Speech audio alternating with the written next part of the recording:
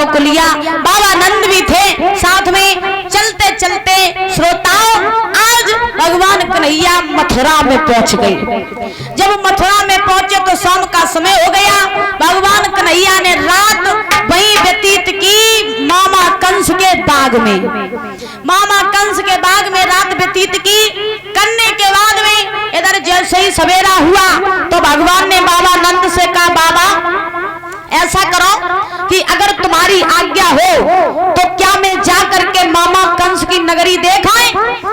बाबा बड़ी सुंदर नगरी है, अगर तुम्हारी आज्ञा हो तो चले जाएं। नंद कहने लगे, कन्हैया हम तुम्हें नहीं जाने देंगे। बोले क्यों?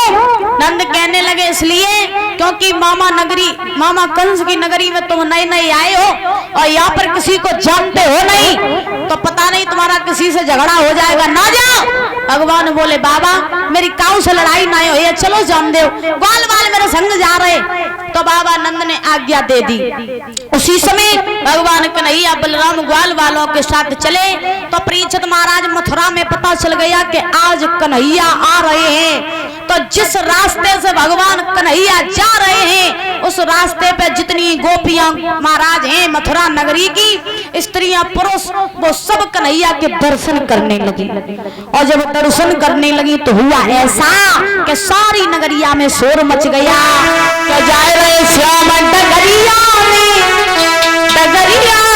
भैया मच गो शोर, नगरिया में भैया मच गो शोर, नगरिया में।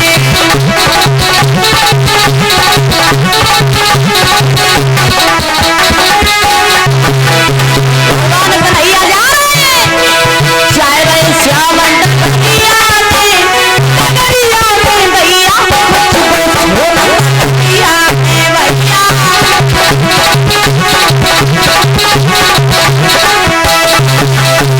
जा रहे भगवान, चलते चलते महाराज रास्ते में गए तो जाने के बाद में भगवान ने क्या देखा कि महाराज रास्ते में भगवान कन्हैया को कंस को धोबी मिले, धोबी। अब जब धोबी मिला तो महाराज धोबी ऐसो कि जो शराब पिए, शराब के नशे में धो।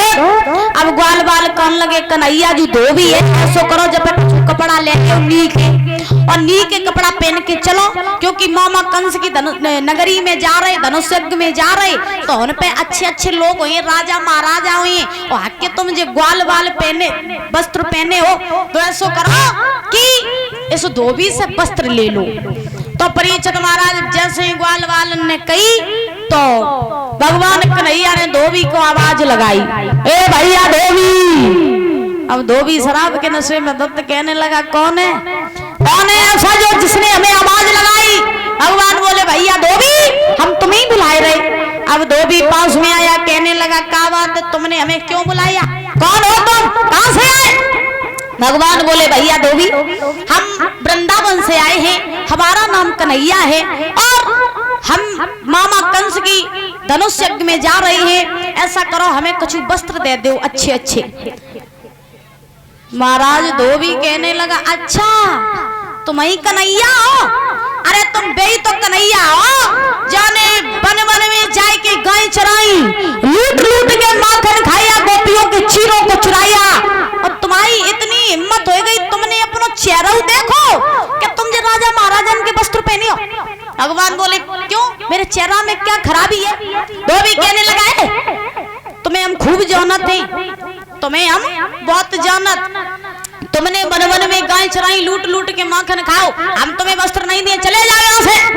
भगवान कन्हैया से जैसे ही इतने वचन कहे तो आज भगवान बोले, धोबी हम तो उससे सीधी तरीके से बात कर रहे, तेरे समझ में नहीं आ रही। भगवान को क्रोध आया, क्रोध में आ करके भगवान ने एक तमाचा दिया धोबी को, धोबी वही पछाड़ खा करके गिर पड़ा और धोबी का प्राणांत हो गया।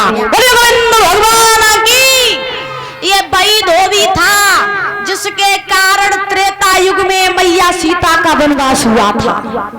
हाँ, जब मैया सीता गर्भवती थी तो इसी धोबी के कारण त्रेता युग में मैया सीता का वनवास हुआ था। तब राम ने कहा था, हे धोबी अभी हम मर्यादा में हैं तो मर्यादा का उल्लंघन नहीं करेंगे, लेकिन जब द्वापर आएगा तब तुझे देखेंगे। तो भगवान ने आज भाई धोबी को मारा, धोबी के प्राण पखेरु उड़ गए। महाराज वस्त्र लिए और सभी ग्वाल वालों ने पहने और पहन करके आगे बढ़े। आगे बढ़ने के बाद में वस्त्र जो रहे बे कछु ढीले रहे। सो चलते चलते रास्ते में भगवान को कंस का वो दर्जी मिला। जब दर्जी मिला तो महाराज आज भगवान कन्हैया ने उस दर्जी से कपड़ों की फिटिंग करवाई। सभी ग्वाल वालों ने वस्त्र पहने और आगे बढ़े। जब और आगे बढ़े तो भगवान ने क्या देखा, 3 जगह से टेढ़ी कुबड़ी जिसका नाम है कुब्जा हाथ में चंदन का कटोरा लेकर के आ रही है। तो भगवान ने आवाज लगाई, ए सुंदरी जरा मेरे पास में आओ। अब जो इतने वचन कहे सुंदरी, तो कुब्जा इतनी कुरूप थी कि दूर से लोग उसे आता हुआ देख ले तो 10 कदम दूर खड़े हो जाते, इतनी कुरूप थी। लेकिन भगवान ने कहा, ए सुंदरी जरा इधर आओ। तो महाराज कुब्जा ने जब ये वचन सुने कि किसी ने सुंदरी कहकर के बुलाया तो महाराज कुब्जा पास में आई, दोनों हाथ जोड़ के बोली, प्रभु आप कौन हैं और मैं इतनी क्रूप हूँ फिर भी आपने हमें सुंदरी कहकर के बुलाया। भगवान ने जवाब दिया, हे कुब्जा तुम तन से कैसी हो हमें नहीं पता है, लेकिन तुम मन से कितनी सुंदर हो ये हमें पता है, इसीलिए हमने तुम्हें सुंदरी कह करके पुकारा। भगवान बोले, तुम्हारे हाथ में क्या है? बोले, चंदन का कटोरा। भगवान बोले, मेरे चंदन लगा दो। दामा बोलो, ए कन्हैया तू ही लगवाई, हम नहीं लगवाई, देख तुझे कितनी क्रूप है, हम नहीं लगवाई। अब दामा दूर खड़ो होएगा। भगवान बोले, कुब्जा तुम मेरे चंदन लगाओ। तो महाराज कुब्जा ने जैसे ही चंदन लगाने के लिए हाथ बढ़ाया, अब 3 जगह से टेढ़ी भगवान लंबे, कुब्जा पहुंच नहीं पा रही। तो भगवान ने उसकी थोड़ी से हाथ लगाया, एक पैर उसके पैर पर रखा, 3 बार आवाज हुई, चक चक चक। आज जैसे ही आवाज हुई तो महाराज कुब्जा जो थी सीधी हो गई और इतनी सुंदर बन गई कि उसके रूप को देख करके देवता भी होने लगे। बोलिए गोविंद भगवान की। अब कुब्जा जो थी वो सबके चंदन लगाती हुई जा रही। अब वही चंदन लगाती पहुंची दामा के पास में, और जो दामा के पास में पहुंची तो दामा कहने लगे, जब बताओ तुम ब्याह हुई हो? हाँ, वही दामा जो कह रहा था कि इससे दूर हट जाओ, तो महाराज दामा कहने लगे, जब बताओ तुम ब्याह हुई हो? अब कुब्जा बोली, मेरा विवाह हो गया। दामा बोला, किसके साथ? तो महाराज कुब्जा बोली, जय तो खड़े मेरे प्रभु। हाँ, भगवान को कह दिया कि यही मेरे पति हैं। तो महाराज दावा करने लगो, वारे कन्हैया तेरी तो हर जगह लग जाता। बोलिए गोविंद भगवान की। आज भगवान ने कुब्जा को भी सुंदर बनाया। तो भगवान चलने लगी, कुब्जा ने हाथ पकड़ा, कहने लगी, प्रभु मेरे घर नहीं चलोगे? भगवान बोले, पहले मामा कंस के धनुष को तोड़ आए, उसके बाद में तुम्हारे घर आएंगे। भगवान ग्वाल वालों को संग लिया, संग लेके परीक्षित महाराज आज चल करके वहीं पहुंचे जहां मामा कंस का धनुष यज्ञ चल रहा था।